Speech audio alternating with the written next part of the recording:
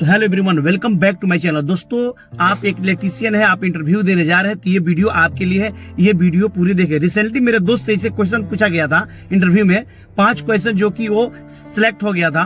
तो ये भी मैं आपको शेयर करने वाला हूँ कौन से क्वेश्चन आप पूछा गया था इंटरव्यू में, जो कि वो पास हो गया था। गल्फ के लिए वो इंटरव्यू दे रहा था। दोस्तों, पहला क्वेश्चन आपसे पूछा जाएगा 3 फेज सिस्टम क्या है। ठीक है, आपसे क्वेश्चन में इंटरव्यू में पूछ दिया जाएगा 3 फेज सिस्टम क्या है, तो आपका क्या आंसर होगा मैं इस वीडियो में स्टेप बाय स्टेप बताएं। बिल्कुल आराम से आप देखें, ठीक है, और अपने दोस्तों के पास भी शेयर करें। ठीक है दोस्त, आपको बोलना है जिस एसी विद्युत सप्लाई सिस्टम में 3 फेज होते हैं उस विद्युत प्रणाली को हम 3 फेज कहते हैं। ठीक है, जिसमें 3 सप्लाई होता है RYB, उसको हमने 3 फेज कहना है। ठीक है ना, ऐसे आपको बोलना है इंटरव्यू में। ठीक है, 3 फेज सिस्टम में RYB यानी 3 फेज होते हैं। ठीक है, 3 सप्लाई होता है जो कि 3 फेज हम उसे कहते हैं। जैसे कि यहाँ पे देख रहे हैं आप, एक पोल है, पोल पे 3 वायर आया RYB, जिसमें आपको बता दूं इस पे हेवी केबल लगा रहता है। ठीक है ना, ये हेवी केबल लगता है, RYB 3 फेज होता है, इसमें हेवी केबल, बहुत हेवी केबल लगा रहता है।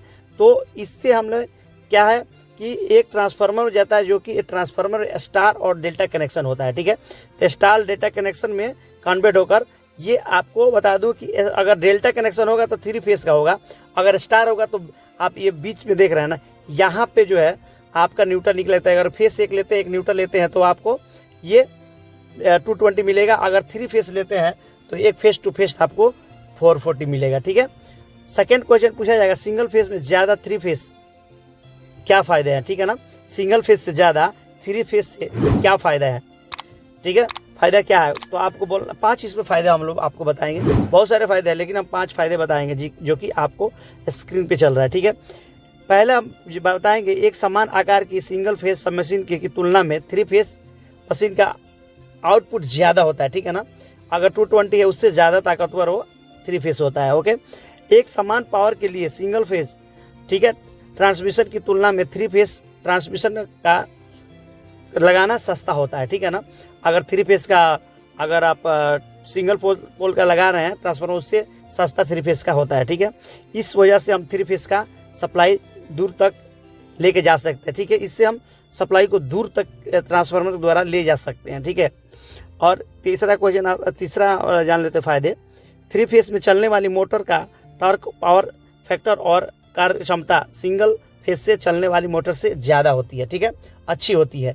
ठीक है, अगर 220 जो सप्लाई आप देते हैं उससे ज़्यादा है वो, इसमें 3 फेज का मोटर में होता है। ठीक है ना, चौथा आपको बता दे फायदे, 3 फेज मोटर ज़्यादा शक्तिशाली होता है, वो हॉर्स पावर में होता है। ठीक है ना, हॉर्स पावर में बनी रहती है, HP में बनी, जहाँ पे HP लिखा हुआ आप देख लेंगे, 3 फेज का ये मोटर है। ठीक है, 3 फेज सिस्टम में फेज वोल्टेज और लाइन वोल्टेज, उदाहरण 220 वोल्टेज और 415 वोल्टेज, ऐसे 2 प्रकार के वोल्टेज होते हैं। ठीक है ना, ये दोनों में डिफरेंस है, ये दोनों में ये 2 प्रकार के वोल्टेज मिलते हैं। तो सिंगल फेज में सिर्फ फेज वोल्टेज 220 होता है, एक ही वोल्टेज मिलता है। ठीक है ना, एक फेज से एक ही वोल्टेज मिलता है, इसीलिए सिंगल फेज से ज़्यादा 3 फेज का फायदे है। चलिए अगला क्वेश्चन हम लोग जान लेते हैं। ठीक है दोस्त, अगला क्वेश्चन जानने से पहले दोस्तों आपको बता दूं, अगर हमारे चैनल पर नए हैं तो प्लीज सब्सक्राइब, लाइक, शेयर जरूर कर ले, बेल आइकन बटन दबा के ऑल पे क्लिक कर ले, क्योंकि इलेक्ट्रिकल से रिलेटेड वीडियो बनाते रहता हूं, इंटरव्यू से रिलेटेड वीडियो बनाते रहता हूं। दोस्तों, तीसरा क्वेश्चन होगा 3 फेज की निर्मित कैसे होती है। ठीक है, आपको बता दूं ये आंसर आपको ऐसे देना है, एक समान विद्युत चुंबकीय क्षेत्र में 3 कंडक्टर एक दूसरे से 120 डिग्री के अंतर पर रखकर घुमाए जाते हैं। उन तीनों कंडक्टर के फ्रेड में इलेक्ट्रॉन मैग्नेटिक इंडक्शन के तत्व के अनुसार EMF यानी इलेक्ट्रोमोटिव फोर्स निर्माण होता है, इसीलिए इसी के तत्व के अनुसार 3 फेज की निर्मित होता है। जैसे कि आप यहाँ इस इमेज पे देख रहे हैं, 120 डिग्री के अंतर पर रखकर घुमाया जाता है, ऐसे घूमता है। ठीक है, तो ये उस तरह EMF उसमें पैदा होता, निर्माण होता है, इसी तत्व के अनुसार से हम 3 फेज को निर्मित करते हैं। ठीक है ना, ये आपको क्वेश्चन का आंसर मिल गया। ठीक है, अगला क्वेश्चन जानने से पहले आप कमेंट करके जरूर बताइए ये वीडियो आपको कैसी लगी। ठीक है, अगला क्वेश्चन जान लेते हैं आपसे। अगला क्वेश्चन पूछा जाएगा फेज सीक्वेंस क्या होता है। ठीक है, आपसे क्वेश्चन में पूछा जाएगा फेज सीक्वेंस क्या होता है, तो उसका आंसर आपको बिल्कुल आसान तरीका से देना है। दोस्तों, आपको बता दूं इसका आंसर देना है थ्री फेज निर्मित के तीनों फेज का अपने अपने पीक वैल्यू तक जाने तक का क्रम मतलब फेज सीक्वेंस होता है, ठीक है ना। अथवा जिस क्रम से तीनों फेज अपने अपने अधिकतम मूल्य या कम से कम मूल्य तक पहुंचते हैं उससे हम क्रम को फेज सीक्वेंस कहते हैं, ठीक है ना। जैसे कि कम से कम मूल्य पर तक पहुंचता है उसका हम फेज सीक्वेंस कहते हैं। क्लियर हो गया दोस्त। और आपको बता उदाहरण के लिए आपको बताता हूँ, उदाहरण के लिए आप जानें।